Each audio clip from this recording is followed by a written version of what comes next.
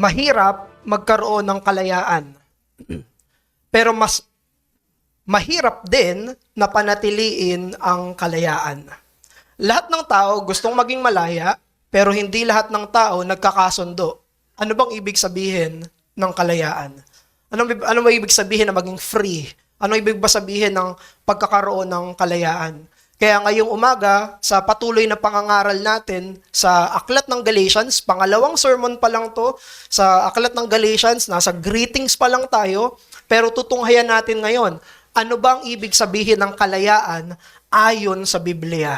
Ano bang ibig sabihin na maging totoong malaya ayon dito sa talata? Kaya tumayo tayo, basahin natin ang ating sermon passage mula sa Galatians chapter 1, verses 3 hanggang 5. Galatians chapter 1, verses 3 hanggang 5. Hayaan yung basahin ko to mula verse 1, pero ang focus natin ay 3 to 5. Galatians 1, verse 1. This is the word of the Lord. Paul, an apostle, not from men, nor through man, but through Jesus Christ, and God the Father, who raised him from the dead, and all the brothers who are with me, to the churches of Galatia. Grace to you and peace from God our Father and the Lord Jesus Christ, who gave himself for our sins to deliver us from the present evil age, according to the will of our God and Father, to whom be the glory forever and ever. Amen. Ito ang salita ng Panginoon. Makakaupo na po tayo.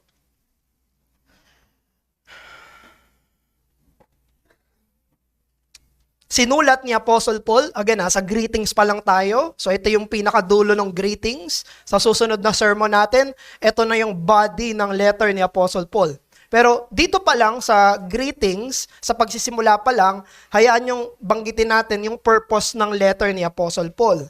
Sinulat niya ito sa church ng Galatia para i-confirm yung kanilang pananampalataya. Dahil merong problema sa doktrina o katuruan ng kapatawaran.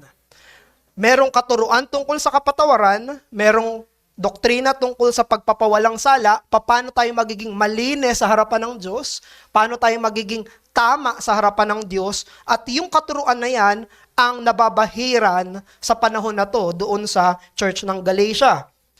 Sila ay humaharap sa isang theological crisis, yung pinaka-essential na katotohanan tungkol sa pagiging matuwid sa harapan ng Diyos sa pamamagitan ng pananampalataya lang ay nahaluan na ng gawa.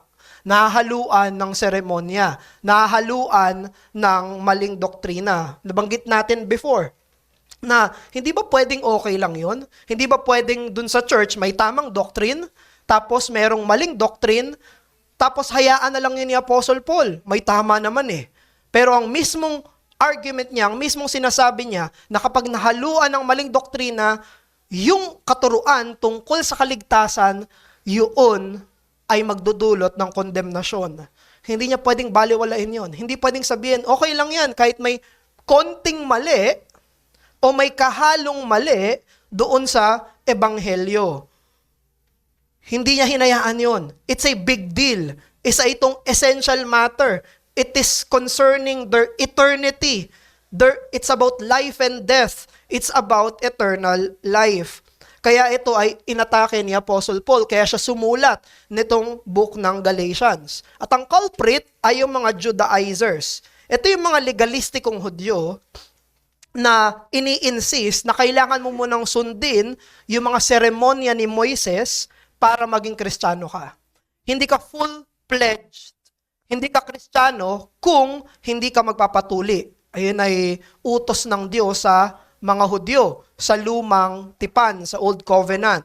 Sinasabi nila na kailangan mong maging Hudyo muna, lumipat ka sa pagiging Hudyo para ikaw ay maging eligible na mananampalataya. At natutunan ni Apostle Paul na may umiikot na ganitong turo.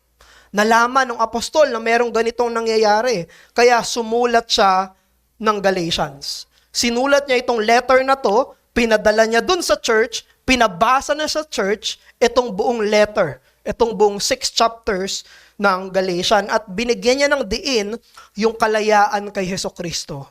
Na wag na silang bumalik doon sa pagkaalipin sa lumang tipan, pagkaalipin doon sa anino, pagkaalipin doon sa ritual na ginagawa, dahil ang kapuspusan nun ay walang iba kundi si Jesus. Ang katuparan nun ay walang iba kung hindi yung bagong tipan. This is a perversion.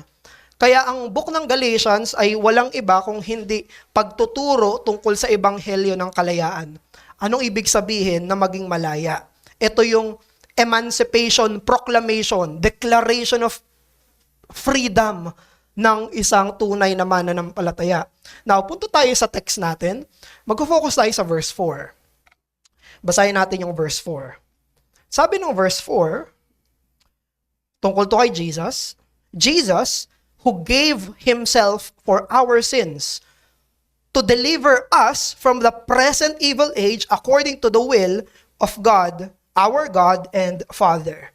Si Philip Ryken ay nag-observe at may nakita siyang 4 na katotohanan dito sa verse 4. 4 na katotohanan tungkol sa krus ng Panginoong Jesus. Una, mapapansin natin dito yung willingness ni Jesus. Pagiging voluntaryo nung pagkamatay niya sa krus. Sinabi doon, He gave up Himself. Sino yung nagbigay ng sarili? Siya mismo. Sino yung nagdesisyon? Siya mismo. Ang sinabi ng text, He gave up Himself. Sariling desisyon niya ito't voluntaryo. Ang pagpunta sa krus ay desisyon ni Jesus. Pangalawa, ang purpose nung krus ay para iligtas tayo mula sa present evil age. Ang pinaka-purpose ng cross is redemption. Ang binanggit dyan, He gave up Himself for or to deliver us from the present evil age. At ganun din, ano yung effect, ano yung reason nito? For our sins. Para siya ay humalili sa ating kasalanan at tayo ay magkaroon ng katubusan.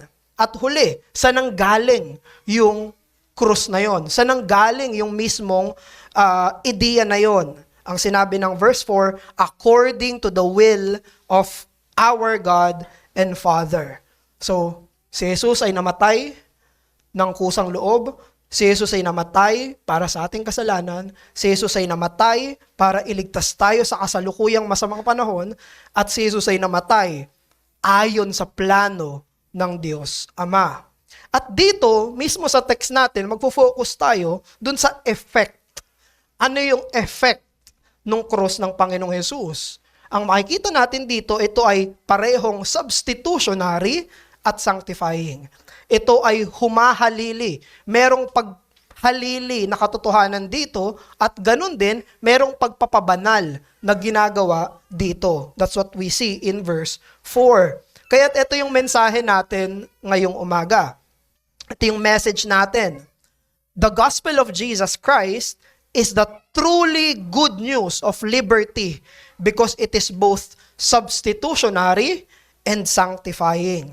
Ang ebanghelyo ni Jesus ay totoong ebanghelyo ng kalayaan. Ito'y balita ng kalayaan dahil ito'y parehong humahalili at nagpapadalisay. Sa usapin ng kalayaan, maraming mga boses at marami ang mga opinyon. Pag pinag-usapan natin, anong ibig sabihin ng kalayaan? What does it mean to be free? What does freedom mean? Liberty. At maraming mga boses, mga tinig, mga opinyon tungkol sa kalayaan. Nagbabasa ako ng ilang mga journal, saka mga essays, ang dami nilang kinoconsider pagdating sa kalayaan. May political freedom, merong philosophical freedom, may negative at positive. Pero ano bang ibig sabihin ng kalayaan? At ang pagbabasihan natin ay yung Biblia, yung teksto mismo natin. Anong sinasabi ng Biblia tungkol sa kalayaan? Pag tinanong kita, sino ang pinakamalayang tao na kilala mo?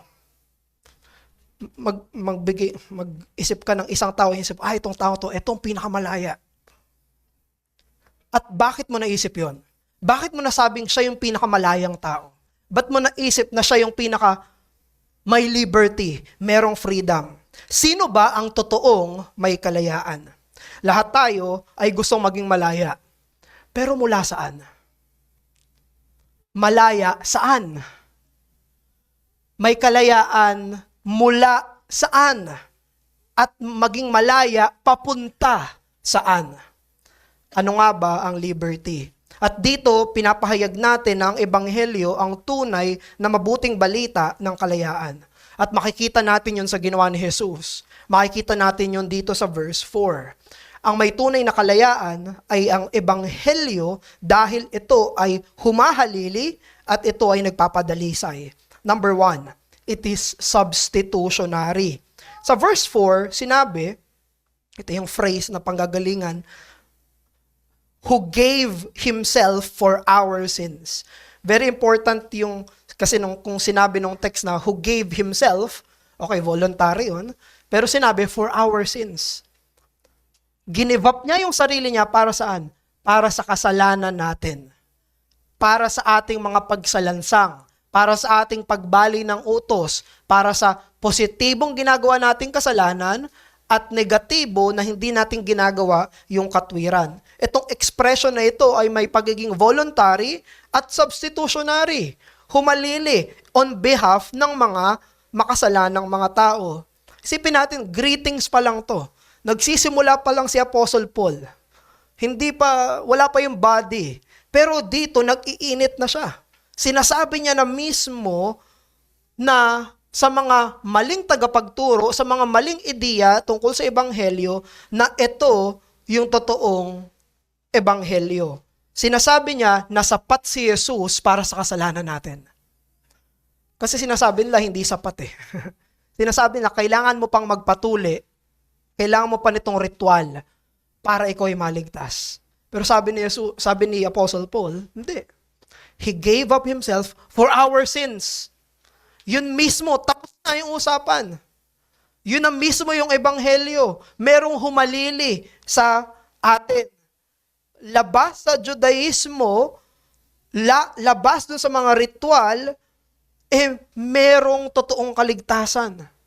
Kahit hindi ka ituli, may kaligtasan. Bakit? Si Jesus ay binigay yung sarili niya para sa ating kasalanan. Sabi ni John MacArthur, the law system being taught by the lying Judaizers is attacked even in this simple greeting. Nagsisimula pa lang siya, pero inaatake niya na yung maling katuruan mismo doon. Sinabi rin ni John Calvin, regarding dito sa text natin, na walang ibang satisfaction ang pwedeng ipantay dito mismo sa binabanggit ni Apostol Pablo. Sinabi niya, anong ipapantay mo sa kamatayan ni Jesus? Na magbibigay ng satisfaction sa Diyos, na magbibigay ng kapatawaran ng mga kasalanan, na yun mismo yung in-offer sa Ama para magkaroon tayo ng atonement, perfect righteousness sa Panginoong Hesukristo. Hindi mo pwedeng ipantay. Hindi mo pwedeng sabihin na mas magiting ang pagtutuli kaysa sa kamatayan ni Jesus. Hindi mo pwedeng sabihin na kapantay ang pagtutuli ng mga ritual, mga seremonya sa kamatayan ng Panginoong Jesus. Kaya dito pa lang sa simulang to, makikita na natin anong tunay na kalayaan. Kapag binayaran na yung kasalanan mo, malaya ka. Kung hindi mo na pagbabayaran yung kasalanan mo, ikaw ang may kalayaan. Ikaw ang may tunay na kalayaan. Kung hindi ka na ikokondena ng Diyos, hindi ka nahatulan ng Diyos, ayon sa lahat mong kasalanan, ikaw yung malaya. Yun yung sinasabi ni Apostol Pablo.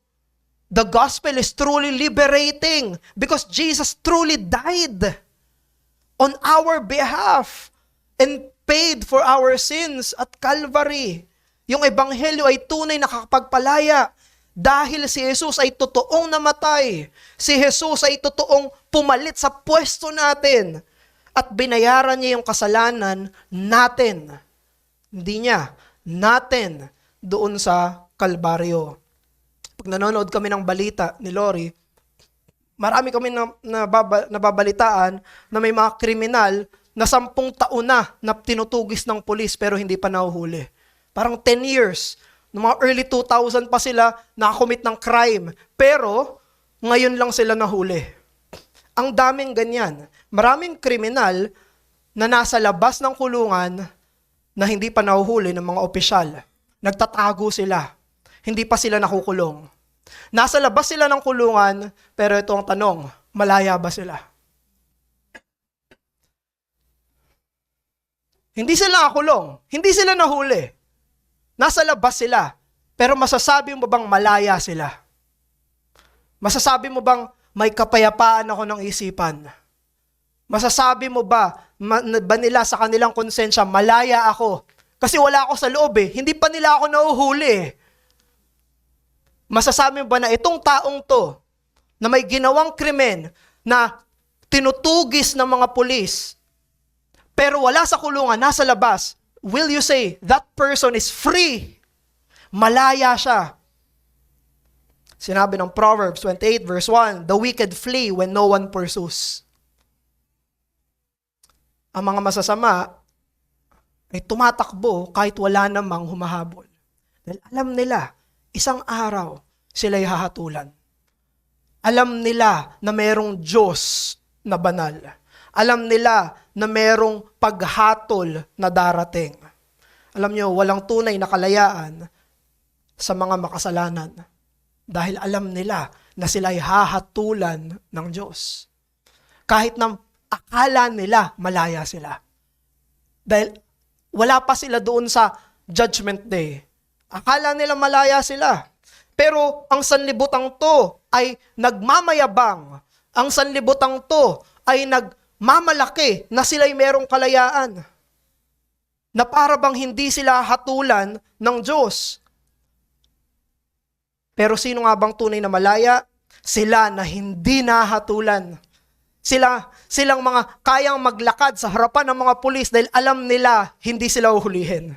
Alam nila wala silang krimen na ginawa. Pero tayo sa harapan ng Diyos, tayo ay malaya lang. Tayo ay hindi ikokondena. Tayo ay hindi parurusahan. Hindi dahil matuwid tayo. Hindi dahil wala tayong ginawang kasalanan.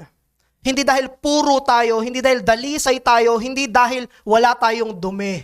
Kung hindi dahil may namatay sa pwesto natin, may Hesukristo na Diyos na nagkatawang tao at namuhay ng dalisay para siya ang mamatay sa pwesto natin, yan ang tunay na kalayaan. Na ang tupa ng Diyos ay namatay sa pwesto ng mga mananalig at mga magsisisi. That the Lamb of God was punished in our place. For what? So that we will be free from condemnation. Kaya bilang mga mananampalataya, magkaroon ka ng kamalayan sa kalayaan na meron ka. Magkaroon ka ng ideya, magkaroon ka ng internalization. I-contemplate mo.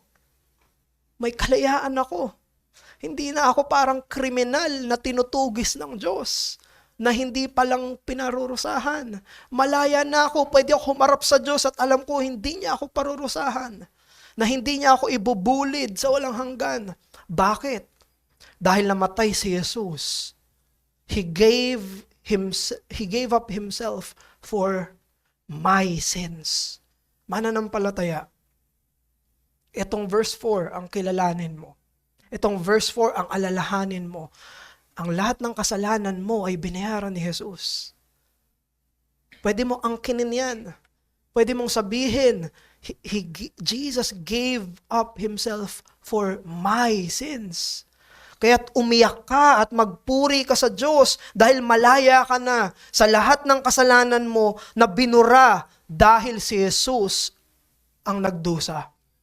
Dahil siya mismong namatay sa Kalbaryo. Romans chapter 8 verse 1 to 2. Therefore, there is now no condemnation for those in Christ Jesus. Because through Christ Jesus, the law of the Spirit who gives life has set you free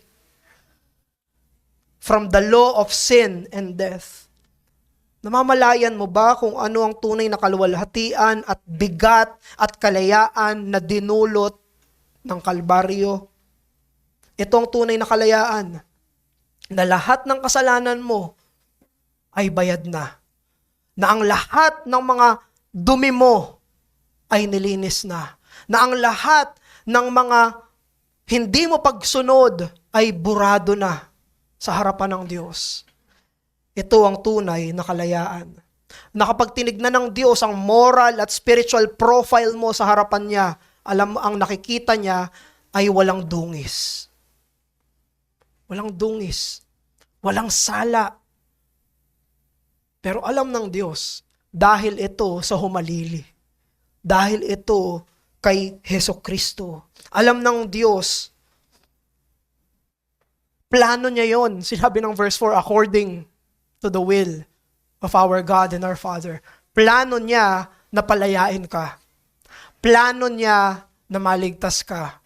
Plano niya na magkaroon ng kabayaran sa marami mong mga kasalanan. Isipin mo lahat ng mga kasalanan mo mula dati.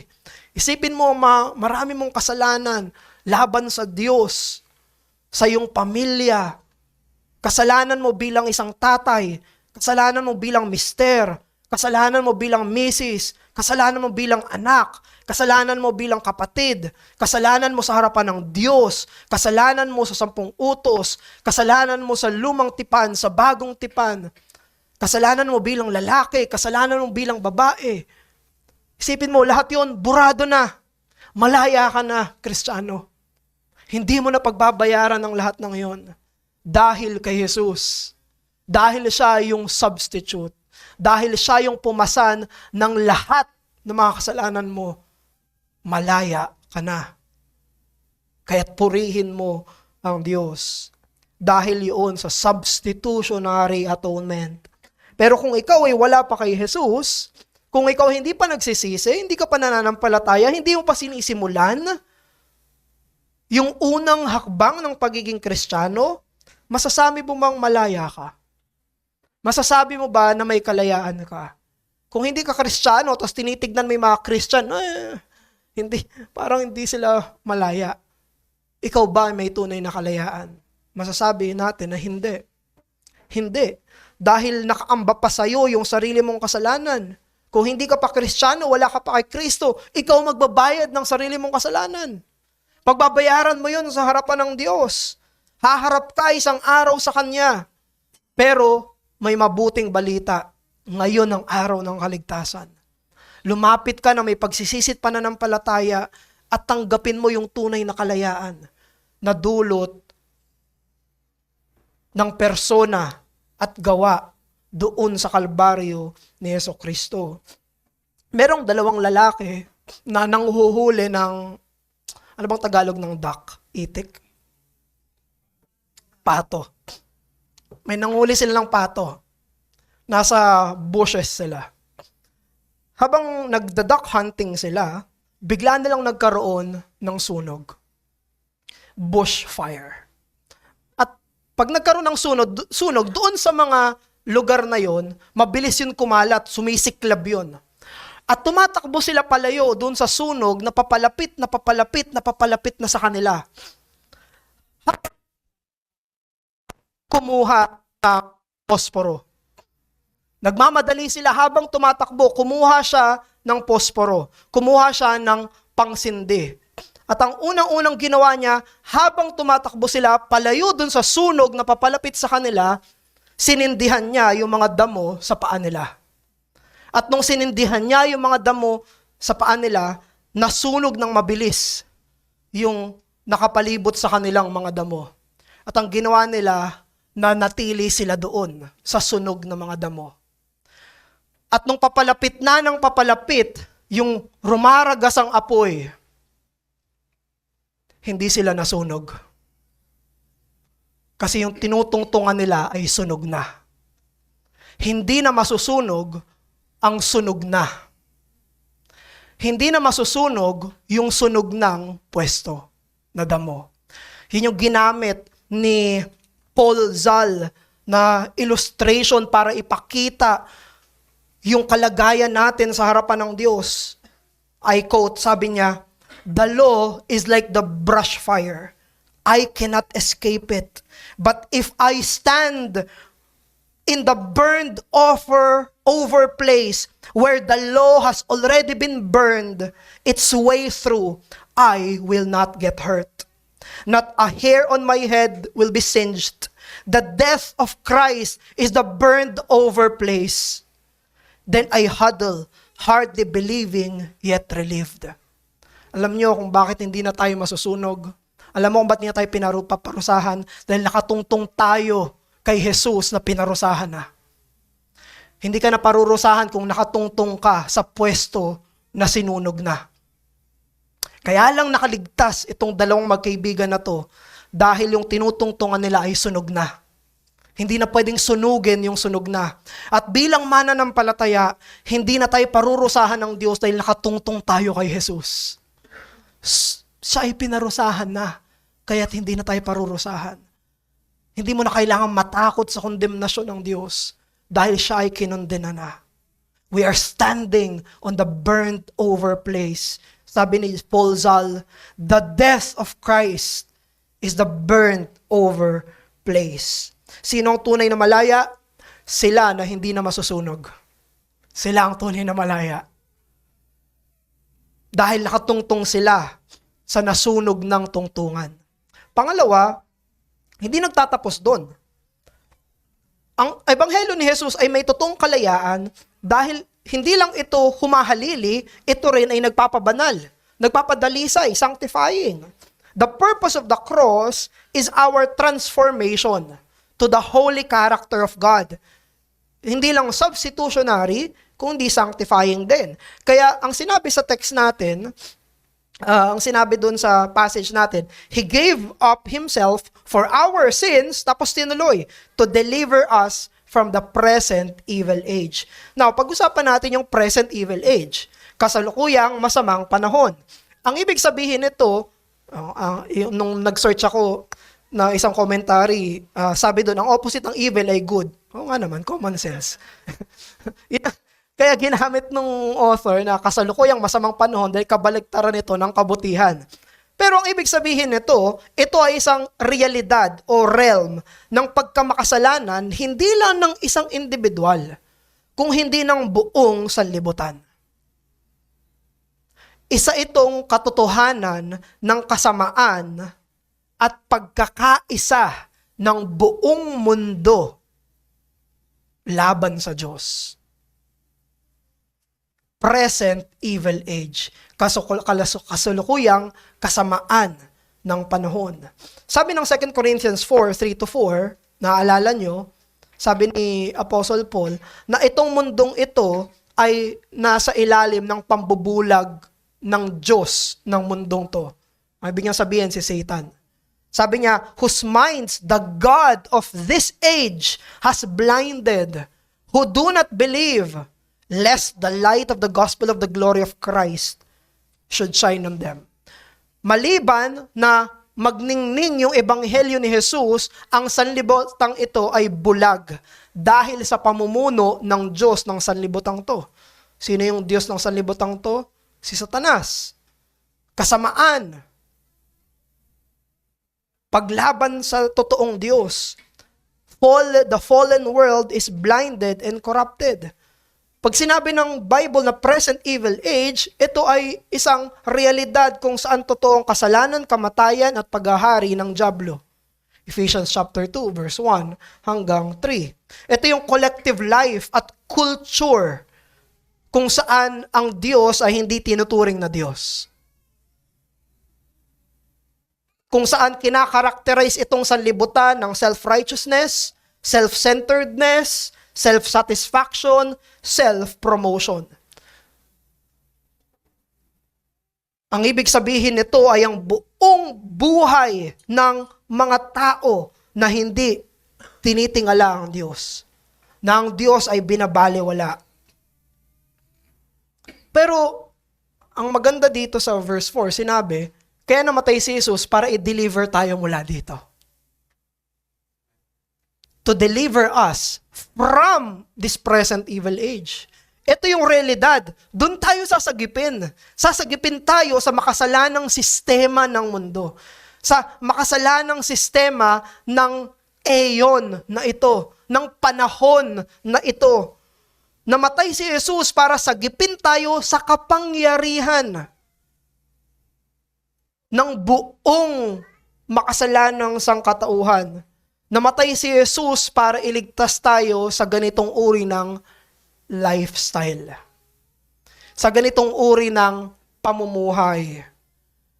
Mula sa pagiging miyembro ng present evil age.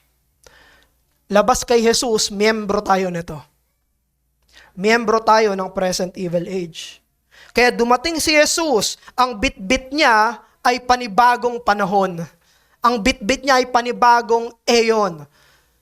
He brought the age to come.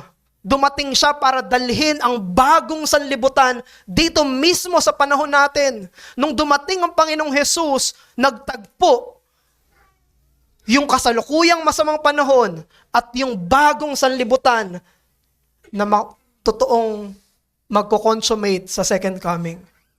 Pero hindi darating yung bagong creation sa second coming pa lang. Sa unang pagparito pa lang ni Jesus, dumating na yon. Binitbit niya na yung hinaharap ngayon. Kaya kung tayo'y mananampalataya na, ang sabi ng verse 4, niligtas na tayo mula sa kasalukuyang panahon. Namumuhay pa rin tayo sa isang sanlibutan na makasalanan, pero nilabas na tayo mula dito. Kaya sabi ni Jesus sa John chapter 17, we are in this world, but not of this world. Sabi ni Jesus, I do not pray that you take them out of the world, but I pray na habang nandito sila sa sanlibutan, sila'y mamumuhay na parang hindi taga-sanlibutan. May overlap. Nandito pa rin tayo, pero hindi na tayo taga dito. Pilgrims, exiles. We are living in the two ages mismo. Doon tayo niligtas. Yun yung sinabi ng verse 4. Christ gave up himself for our sins to deliver us from the present evil age. Kaya nandito tayo, pero hindi tayo taga dito. Ang mundong ginagalawan natin ay makasalanan, pero hindi ka na miyembro nito. Miyembro ka na ng bagong nilikha. Kaya nung sinabi ng Corinthians, if anyone is in Christ, he is a new creation. Hindi sinasabi doon na ikaw ay nagbago na. Sinasabi doon na ikaw ay binilang na sa bagong paglikha. Dumating na yung new creation at ikaw ay ibinilang doon. Inilagay ka ng Panginoon sa bagong paglikha. Kaya ngayon ay mananampalataya ka na. Sabi ni Ron doon, hindi si Ron, iba to, si Ron doon, the Christian lives in two worlds. He is resident of the present evil age and the age to come. Though he is a citizen of this world, the Bible says, his citizenship is in heaven. And that already he is seated with him in the heavenly places in Christ Jesus. Ephesians 2:6. As a believer, he has been delivered from this present evil age. Galatians 1:4. And has tasted the powers of the age to come. Hebrews 6 verse 5. At ang kapangyarihan ng Diyos kay Kristo ay available. Hindi lang para iligtas siya mula sa impyerno, kundi iligtas siya mula sa kasalanan. Iligtas siya sa pangil at kapangyarihan at korupsyon ng kasalanan na ngayon kaya niya nang mabuhay ng may pagsunod sa Diyos. Kaya ngayon, mahal niya na yung Diyos. Kaya ngayon, gusto niya na ang mga patakaran ng Diyos. Kaya ngayon, gusto niya na ang salita, ang Biblia, ang lahat ng patungkol sa Diyos na dating ayaw niya. Dahil dati, miyembro siya ng present evil age. Ngayon, nilagay na siya sa bagong mundo. At later on, pag nag-preach na tayo sa Galatians, perhaps sa chapter 5 at chapter 6, dito fully ide-develop ni Apostle Paul. Anong ibig sabihin ng isang sanctified na tao? Kaya ito, introductory talaga to eh. Mula chapter 1 hanggang chapter 4, patutunayan ni Apostle Paul yung substitutionary atonement. Patutunayan niya yung justification. Tapos sa chapter 5 at chapter 6, patutunayan niya na meron itong resulta sa buhay ng mananampalataya. Exposition mismo nitong verse 4, yung buong Galatians. Kaya, totoo na sa pamamagitan ng pagpapabanal, ang ebanghelyo ay nagpapalaya. Na nagpapalaya ay sumasagip sa mga makasalanan mula sa tanikala ng sistema ng makasalanang sanlibutan. Ba't natin tinatawag itong ebanghelyo ng kalayaan? Dahil pinapalaya tayo sa tanikala ng makasalanang sistema. Makasalanang sanlibutan. Ang tunay na kalayaan ay gustuhin mo yung kung para saan ka nilikha. Kaluwalhatian ng Diyos.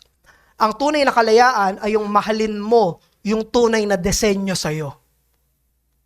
Yun ang tunay na kalayaan. Napakaganda ng Psalm 119 verse 44 to 45. Sabi dito, I will always obey your law forever and ever. I will walk in freedom, for I have sought your precepts. Sabi niya, ang tunay na kalayaan ay sundin ka. Gusto kong sundin ka. Sabi niya, ito yung tunay na kalayaan. Alam niyo sa Book of James, sa Epistle ng James, sa James chapter 1 verse 25 at chapter 2 verse 12, alam niyo kung ano yung descriptive word ni James, ni Santiago sa law? Liberty.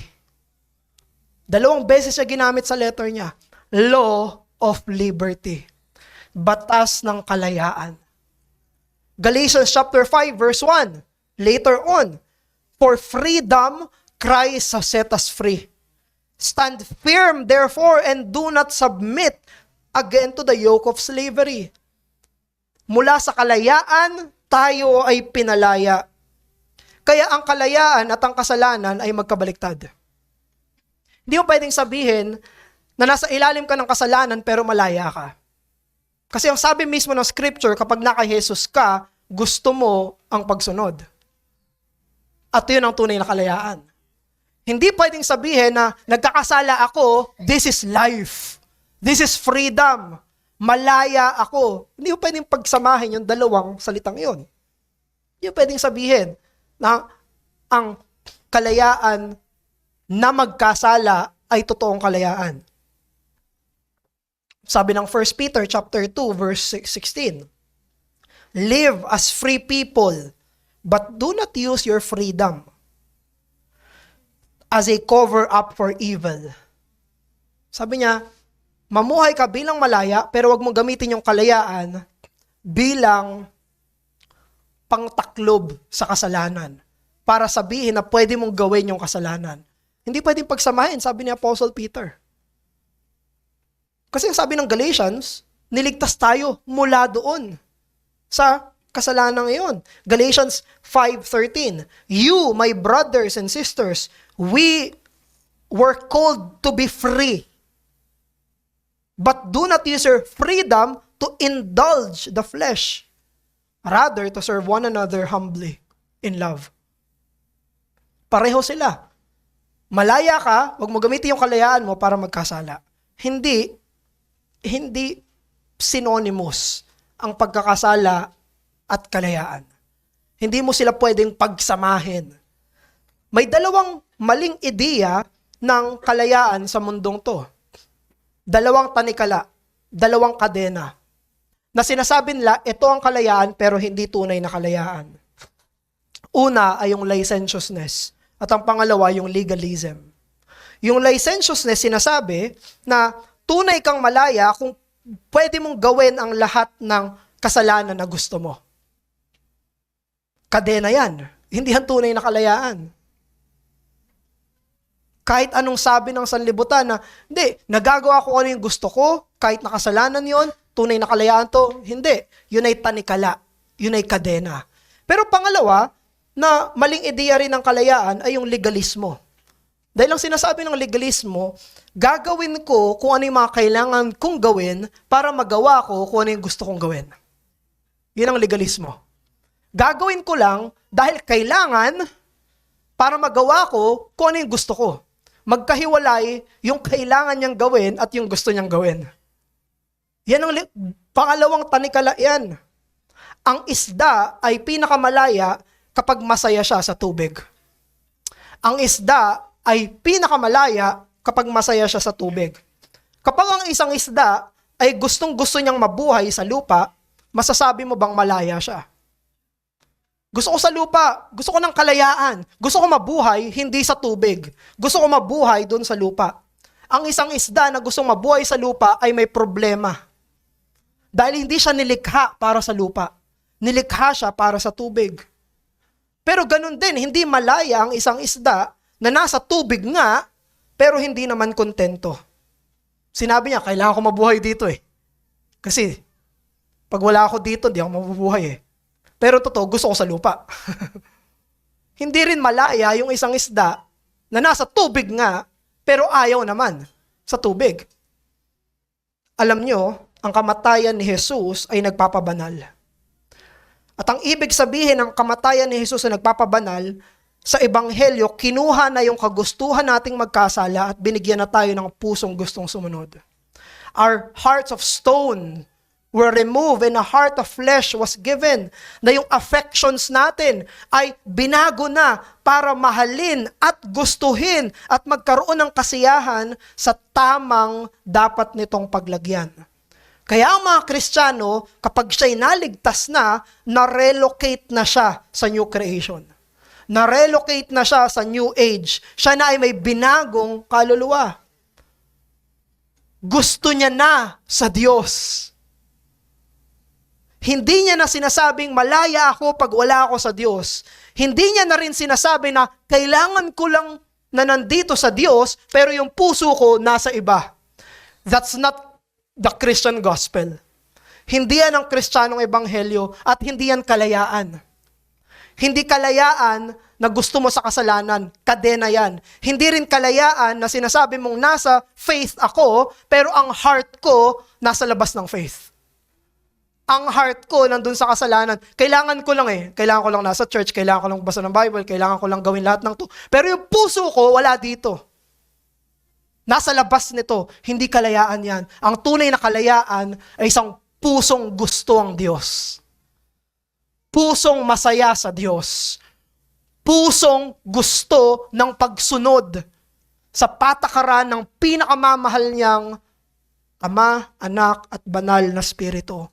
Kaya sabi nga ni Justin Peters, the person who wants a savior from hell, but not a savior from sin, has a savior from neither. Ang isang tao daw na gusto ng kaligtasan lang mula sa impyerno, pero hindi niya gusto ng kaligtasan mula sa kasalanan, ay walang tagapagligtas. Because you need the whole Christ. Hindi mo pwedeng hatiin si Jesus. Okay, gusto ko lang maligtas ako sa parusa, freedom naman yon. Pero ayokong iligtas ako mula sa mga masasamang gusto ko. Sabi ni Justin Peters, hindi mo pwedeng hatiin si Jesus. Kung malaya ka talaga. At ang totoong kalayaan ay hindi mo nababayaran ng kasalanan mo at ayaw mo nang magkasala. Yun ang tunay na kalayaan. Ayaw mo nang magkasala sa Diyos. Ayaw mo na nalabagin yung utos niya. Ayaw mo na ma-displease siya. And this is the gospel. I will obey God because I love it. Because I want to please God. Yun yung ginagawa ng ebanghelyo. Sa puso nanunuot. Hindi lang kamay, kundi isipan, puso, buong pagkatao. Mananampalataya, magdiwang ka sa iyong tunay na ebanghelyong kalayaan kapag nakikita mo yung sarili mo na sinusunod ang Diyos imbis ng sanlibutan. Ito yung tunay na kalayaan. Kung mananampalataya ka, alam mo sa sarili mong nagkakasala ka, alam mo sa sarili mong natutokso ka, alam mo last year, 2024, marami kang kinalaglagan na kasalanan. Pero alam mo rin na hindi yon yung gusto mo. Kung ikaw ay mananampalataya, ayaw mo yung mga nagawa mong yon. Natutokso ka, yes. Nangihina ka, yes. Nagkakasala ka, yes. Pero hindi yun yung mahal mo. Wala doon sa kasalanan yung puso mo.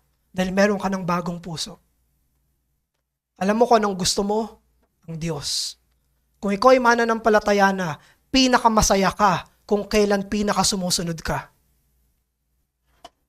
Dahil ikaw ay Kristiyano ka, ang pinakamasayang araw ng buhay mo ay yung mga araw na pinakasumusunod ka sa Diyos. doon ka masaya. Yun yung gusto mo. Nandun yung puso mo. Alalahanin mo, yan yung itsura ng tunay na kalayaan. Kaya sino yung pinakatunay na malaya? Sino yung pinakatunay na malaya? At sino yung totoong nakakadena? Sino ang totoong nakakulong? At sino ang totoong nasa labas ng kulungan? Asawang lalaki, pinakamalaya ka kapag iniibig mo yung misis mo ayon sa utos ng Panginoon. Pag pinangungunahan mo yung asawa mong babae, doon ka pinakamalaya. Ikaw, na Kristiyanong asawang babae, pinakamalaya ka kapag nire-respeto mo yung asawa mong lalaki. Doon ka pinakamalaya. Ikaw na anak, kapag nagpapasakop ka sa magulang mo, doon ka pinakamalaya. Kapag pinaglilingkuran mo ang mga layunin ni Kristo, doon ka pinakamalaya. Kapag nananalangin ka, doon ka pinakamalaya.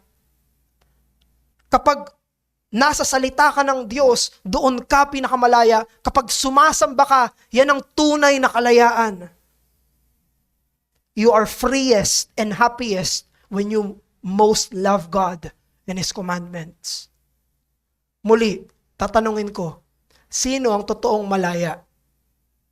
Sino yung totoong nakakadena at nakatanikala? Ang sinasabi ng Biblia, ang tunay na malaya ay sila na hindi na parurusahan ng Diyos at sila na mahal ang Diyos dahil binigyan ng bagong puso. Isa sa mga favorite kong hymns ay yung hymn na And Can It Be ni Charles Wesley. Nag-grasp nito yung pinaka-point ng verse 4. Sabi ni Charles Wesley dun sa hymn, My chains fell off, my heart was free.